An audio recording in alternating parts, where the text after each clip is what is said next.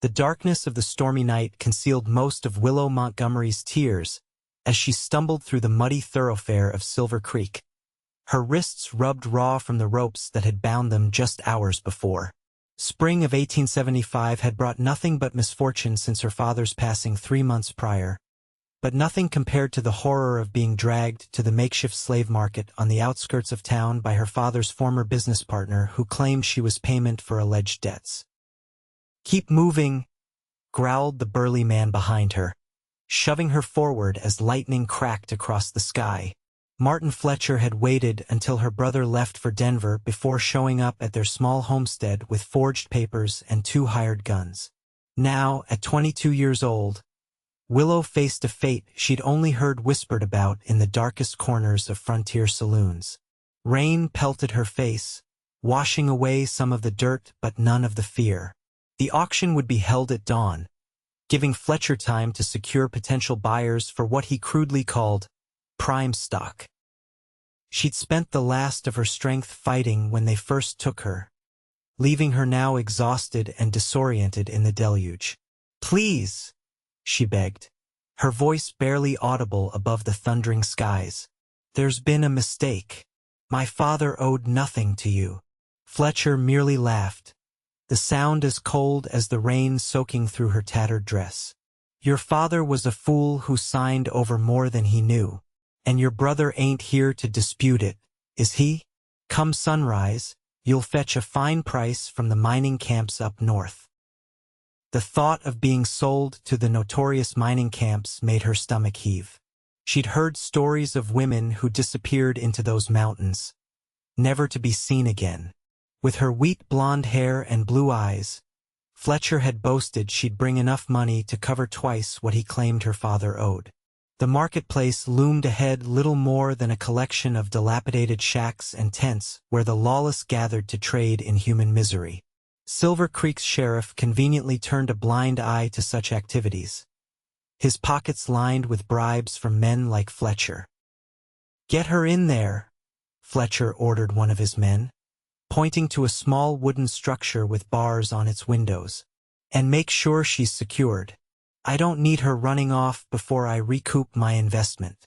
The man grabbed her arm roughly, pulling her toward the makeshift prison. As they reached the door, the sound of approaching hoofbeats cut through the rainfall. Fletcher turned, squinting through the downpour. "Who the hell would be out in this?" he muttered, hand moving to the revolver at his hip. Willow looked up, hope flaring briefly within her chest. The silhouette of a lone rider materialized through the curtain of rain, the powerful horse beneath him moving with purpose despite the treacherous conditions. The rider pulled his mount to a halt several yards away, water cascading from the brim of his hat. Lightning illuminated his features for just a moment, strong jaw covered in stubble, eyes as intense as the storm around them, shoulders broad beneath a drenched duster. "Evening, gentlemen," the stranger called out, his voice carrying a quiet authority that made Fletcher's men shift nervously. "Seems an unusual hour to be conducting business." Fletcher stepped forward, positioning himself between the rider and Willow.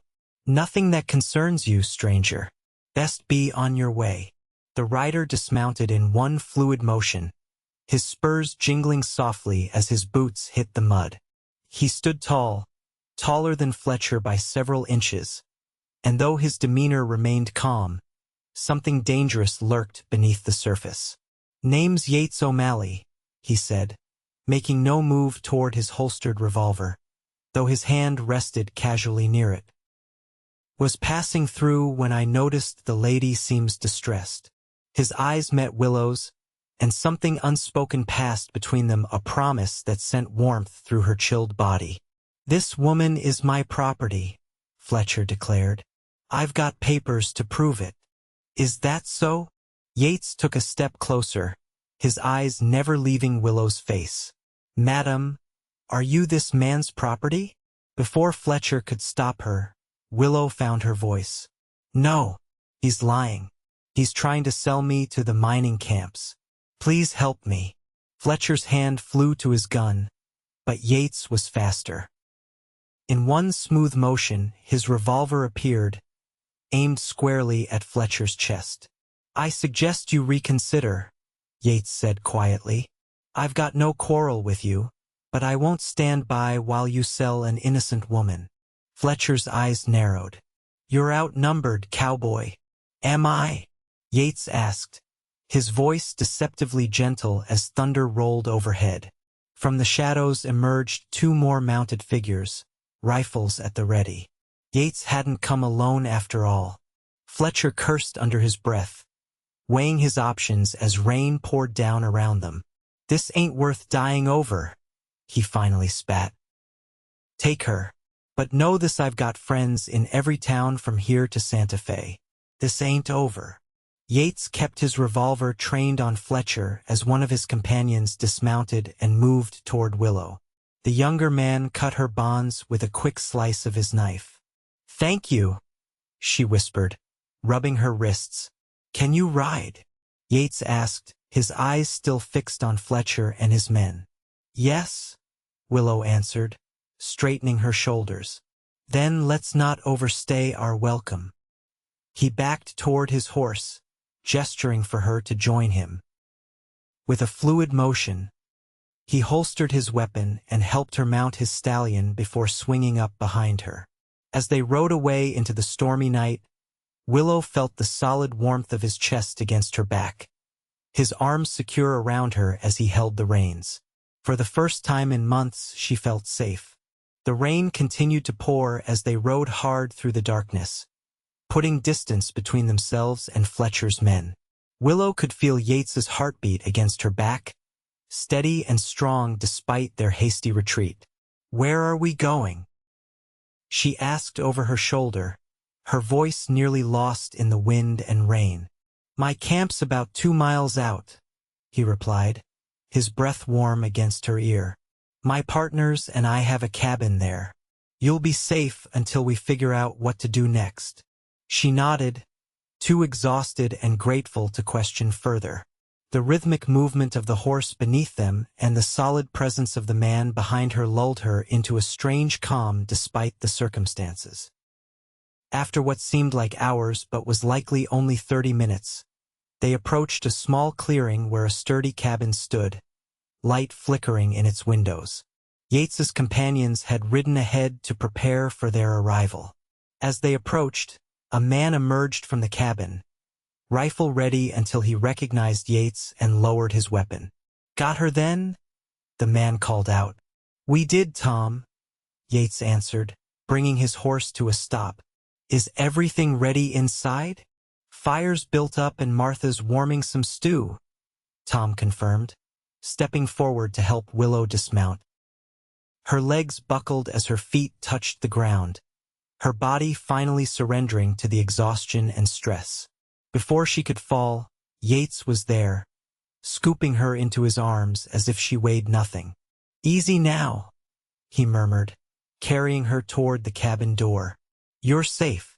Inside, the cabin was simple but warm, with a blazing fire in the hearth and the savory smell of stew filling the air. A middle-aged woman looked up from stirring a pot and immediately rushed forward. "Lord have mercy, you poor thing," she exclaimed, taking in Willow's bedraggled appearance. "Tom, fetch some of my clothes. Yates, put her by the fire while I get some water to clean her up." Yates gently set Willow in a chair near the hearth, the heat of the flames immediately beginning to thaw her chilled body. For the first time, she got a clear look at her rescuer as he removed his drenched duster and hat. He was younger than she'd initially thought, perhaps 28, with dark hair plastered to his forehead from the rain. His eyes were a deep green, concern evident in them as he knelt before her. "Are you hurt?" he asked quietly. She shook her head. "Just some bruises and these," she answered, showing her raw wrists. His jaw tightened at the sight, but his touch was gentle as he examined the abrasions. "Martha will have something for these. She's handy with healing." The woman returned with a basin of warm water and clean cloths. "Here now, let me tend to her. You men make yourselves useful elsewhere. The girl needs privacy. Yates nodded, rising to his feet. I'll check the perimeter, make sure we weren't followed. After he left, Martha helped Willow out of her wet clothes and into a clean nightgown and robe. The older woman worked efficiently, cleaning Willow's injuries and applying a soothing salve to her wrists. That man Fletcher, Willow began hesitantly. He said he had papers, that my father owed him money. Martha snorted disapprovingly. Men like that forge documents all the time, dear. Preying on vulnerable women is their specialty. She finished bandaging Willow's wrists. There now. Let's get some food in you, and then you need rest. By the time Yates returned, Willow had managed to eat a small bowl of stew.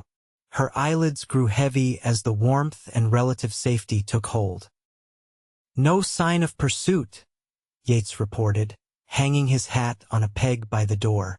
Rains washed away any tracks we might have left. Martha nodded. Good. The girl needs sleep now. I've made up the back room for her. Willow tried to stand but swayed dangerously. Once again, Yates was there, steadying her with a hand on her elbow. Thank you, she murmured, looking up into his face. I don't know how I'll ever repay you. Something flickered in his eyes, a warmth that had nothing to do with the fire. No need for that. Get some rest. We'll talk in the morning. As Martha led her to the small back room, Willow glanced over her shoulder to find Yates watching her, his expression unreadable in the firelight. Morning came with pale sunlight filtering through the small window beside Willow's bed. For a moment, confusion gripped her until the events of the previous night came flooding back. She sat up quickly, wincing at the soreness in her body. A soft knock at the door preceded Martha's entrance, bearing a tray with steaming coffee and biscuits. Good morning, dear. Thought you might be hungry. Thank you, Willow said, accepting the tray gratefully. Have the men been up long? Martha smiled knowingly. Yates has been pacing since dawn, asking every 5 minutes if you were awake yet. She sat on the edge of the bed. That boy's taken quite an interest in your situation. Willow felt heat rise to her cheeks. He saved my life. I'm just grateful. Martha hummed, not pressing the matter. Well, when you're ready, come on out. There's matters to discuss.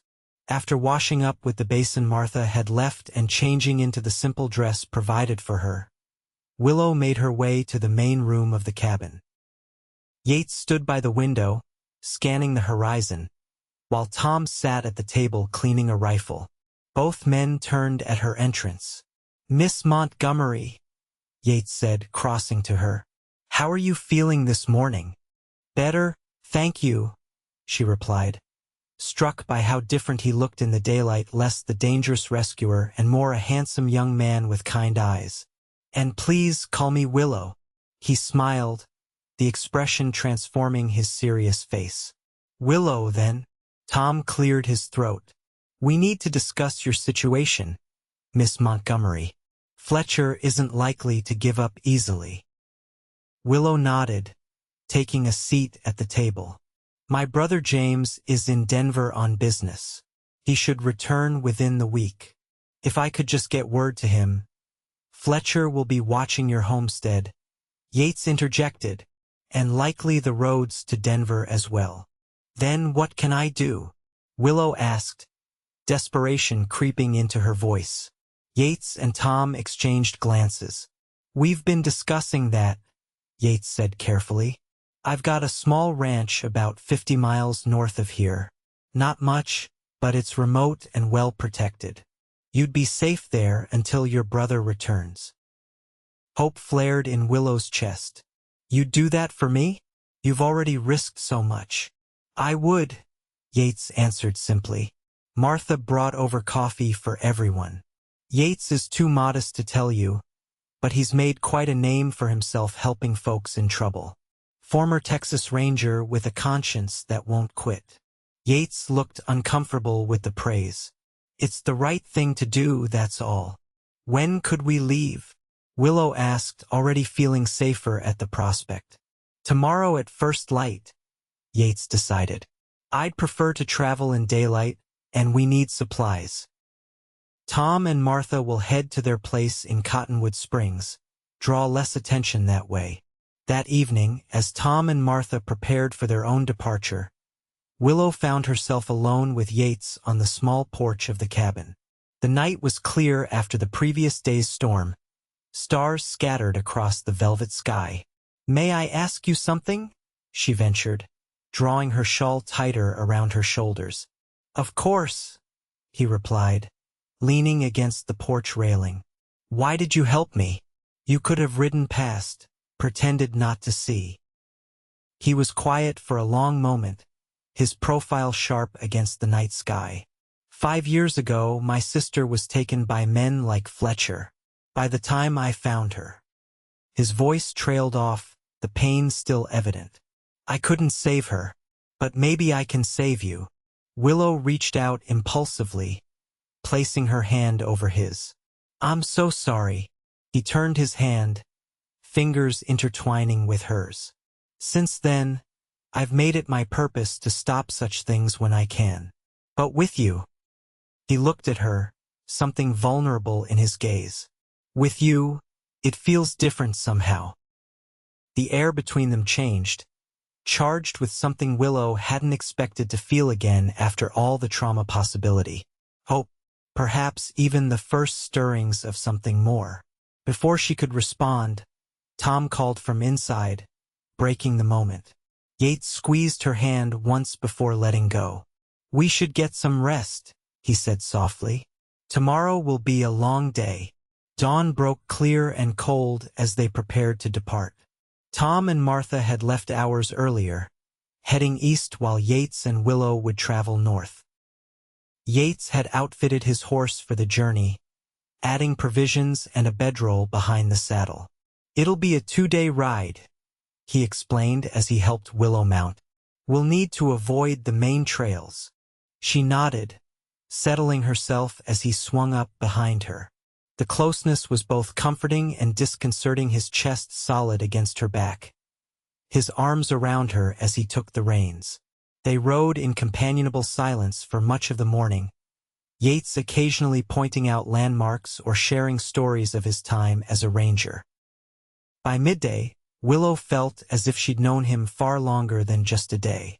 They stopped to rest near a small stream, the horses drinking gratefully, while Yates spread a simple meal of jerky, biscuits, and dried apples. "Tell me about your home," Willow said as they ate, curious about the man who had so dramatically entered her life.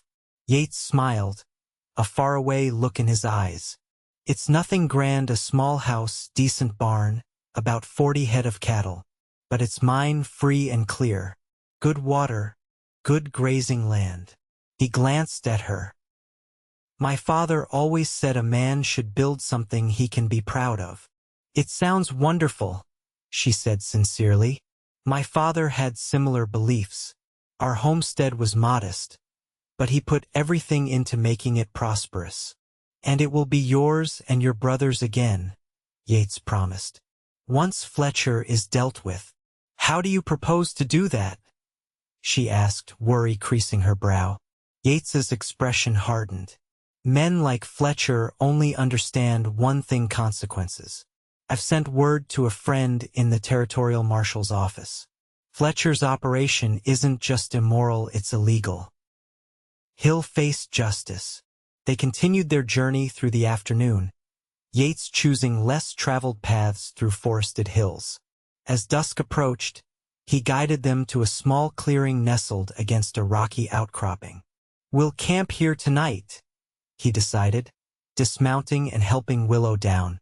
"It's defensible if needed, and the rocks will reflect the heat from our fire."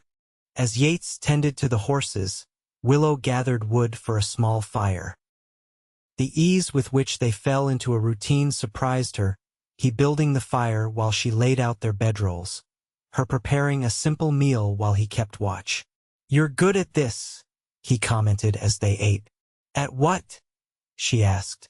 surviving, adapting. His eyes reflected the firelight. Many would be broken after what you've been through. She considered this. My mother died when I was 12. Father always said I had her strength. She set aside her tin plate. What about your parents? Gone, he replied simply. Father was a rancher in Texas, mother a schoolteacher. Both died of fever when I was 18. My sister was all I had left.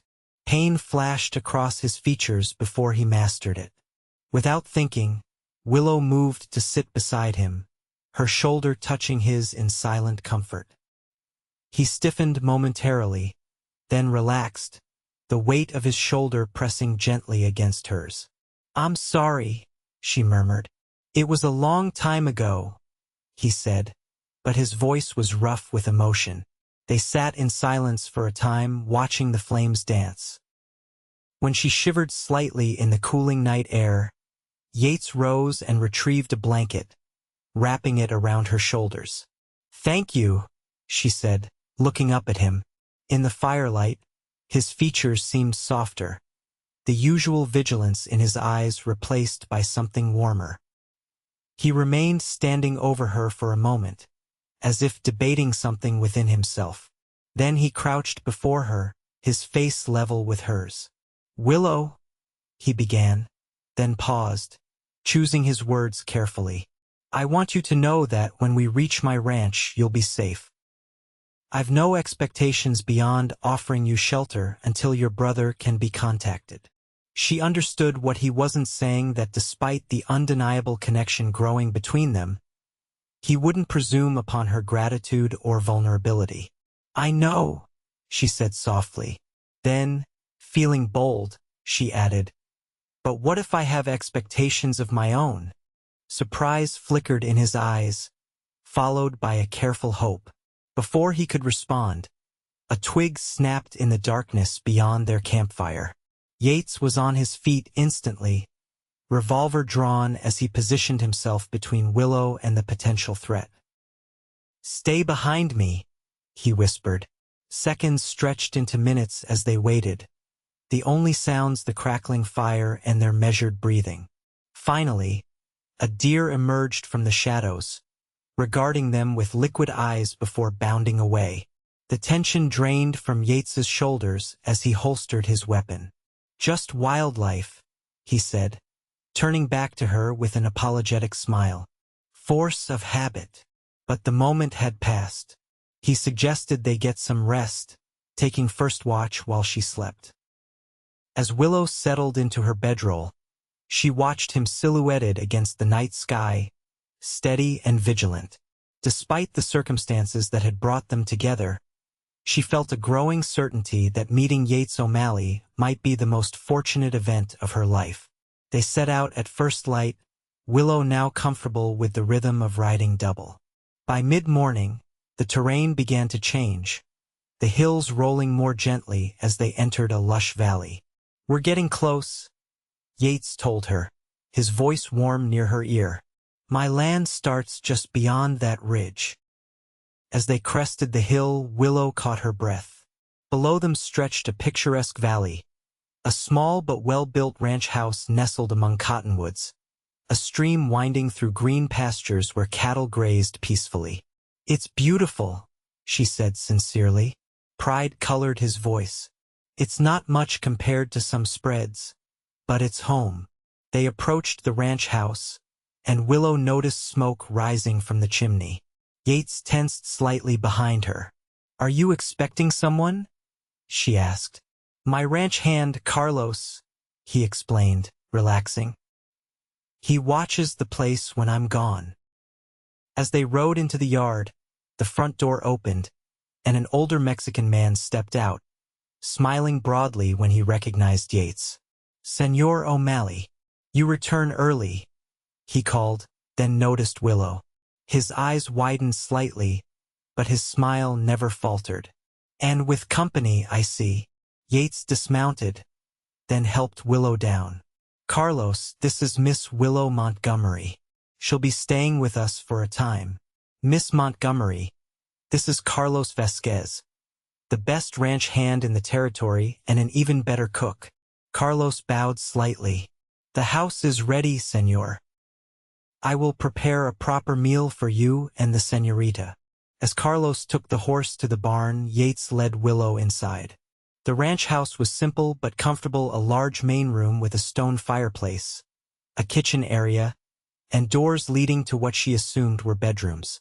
It's lovely, she said, admiring the craftsmanship of the wooden furniture, much of it clearly handmade.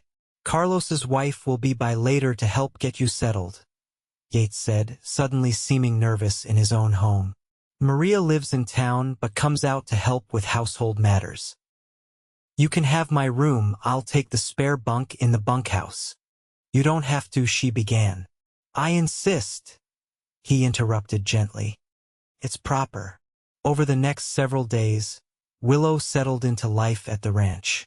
Maria, Carlos's wife, arrived with clothes and supplies, her motherly concern washing over Willow like a balm.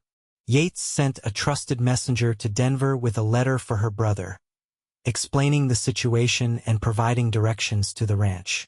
Each day brought a new routine. Willow insisted on helping with household tasks, working alongside Maria in the kitchen or tending to the small vegetable garden behind the house. In the evenings, she and Yates would sit on the porch, talking until the stars emerged. She learned about his years as a ranger, the ranch he'd built with his own hands, his hopes for expanding his herd. In turn, she shared stories of her childhood, her father's dreams for their homestead, her own interest in botany and medicinal plants.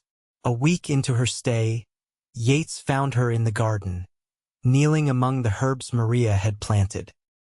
The morning sun caught in her hair, turning it to spun gold. He paused, watching her for a moment before speaking. You look at home here, he said, his voice causing her to look up, shading her eyes against the sun. She smiled, something that came more easily now. I feel at home. It's strange, isn't it? After everything that happened. He moved closer, offering a hand to help her up. When she stood, they were just inches apart, his hand still holding hers. Willow, he began, then hesitated. I've been thinking about what you said that night at the campfire. About having expectations of your own. Her heart quickened. Yes, I find myself thinking about you. More than I should, perhaps. His voice grew rough with emotion. I know we've known each other only a short time, but I feel the sound of approaching riders interrupted him. Instantly alert, Yates turned toward the sound, his hand dropping to his sidearm. Stay here, he ordered, striding toward the front of the house. Willow followed despite his instruction, fear gripping her heart. Had Fletcher found them?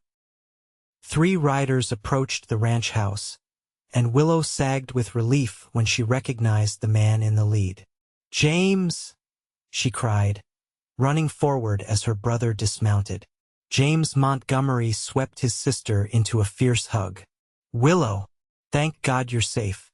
When I returned home and found the place empty, I feared the worst.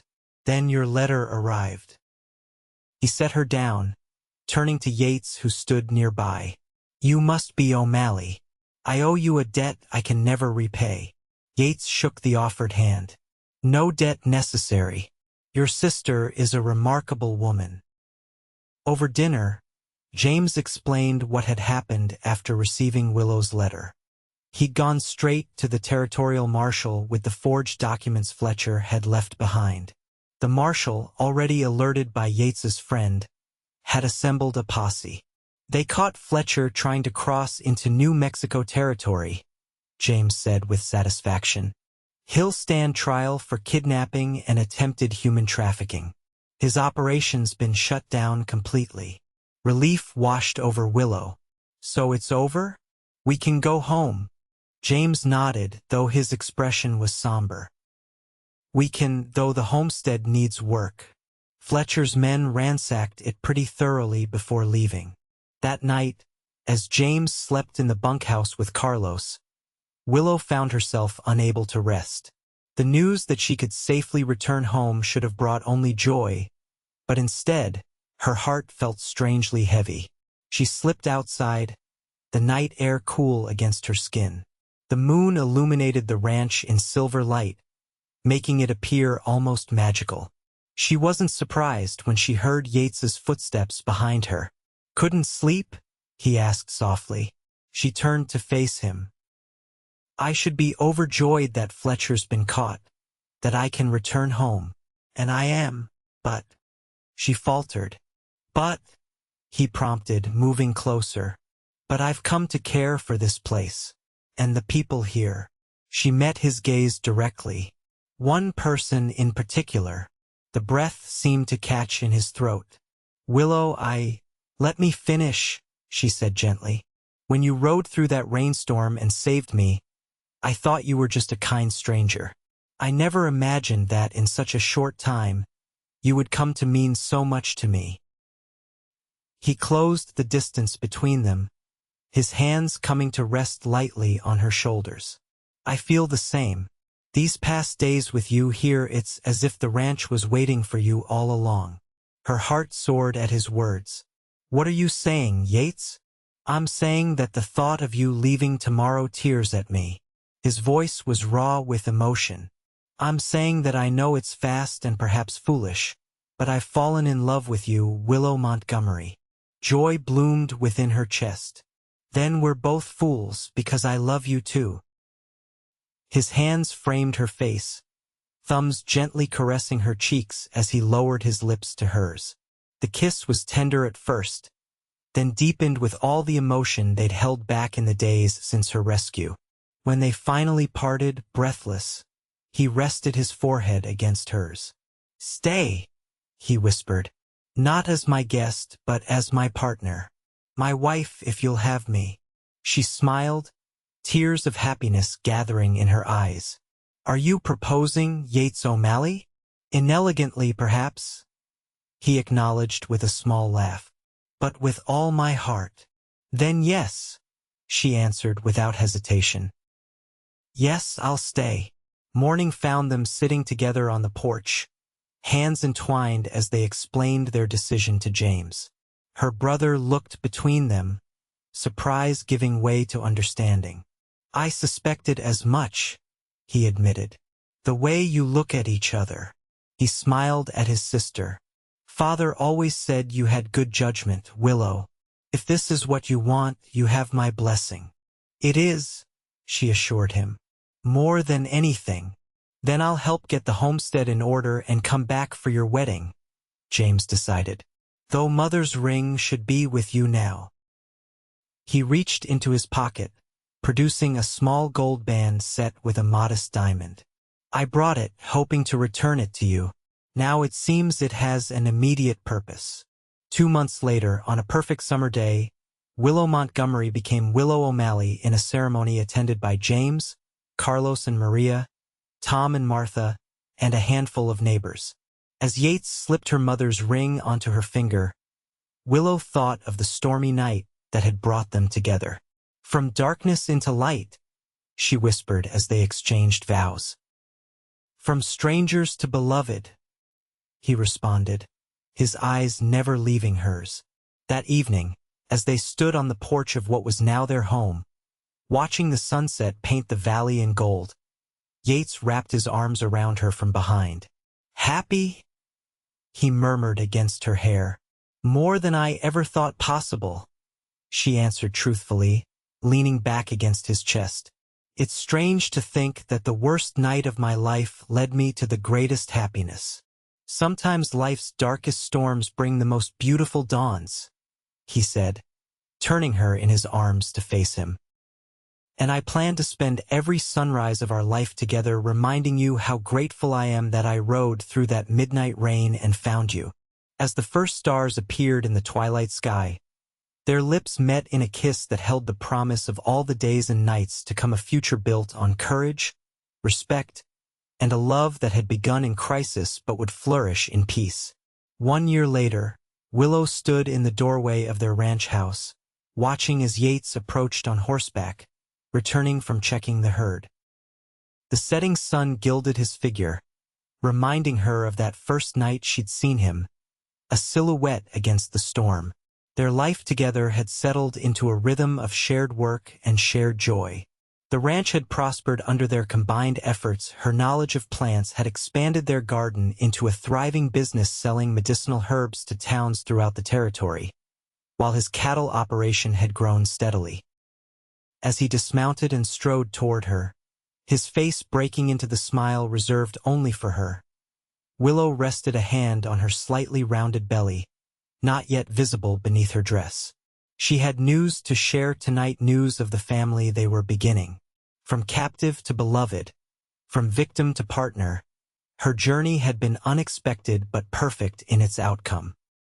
As Yates reached her, sweeping her into his arms with a kiss that still made her heart race, Willow knew with absolute certainty that sometimes, even in the wild uncertainty of the frontier, true love could find its way through the darkest storm.